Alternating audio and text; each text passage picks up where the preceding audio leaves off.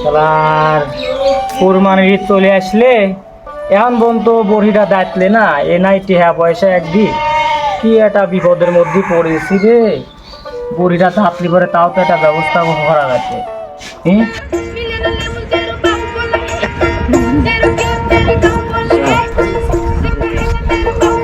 আব্বা আমি ঈদের মার্কেট করবো, টিহা দেও। শালার বেটা শালা, হ্যাঁ তুই চাইস টেহা আমার কাছ থেকে? এ লুঙ্গি ছিঁড়ে এমন ছিঁড়েছে, এই লুঙ্গি হচ্ছেন সিলাই দিয়ে পরবো সেই ব্যবস্থাও নাই, আর তুই আমার কাছ থেকে টেহা চাইস? শালার বেটা শালা, তোর করে টেহা পয়সা আমি দুই পাবো না নে, তুই পাচ্ছেন ভাড়া।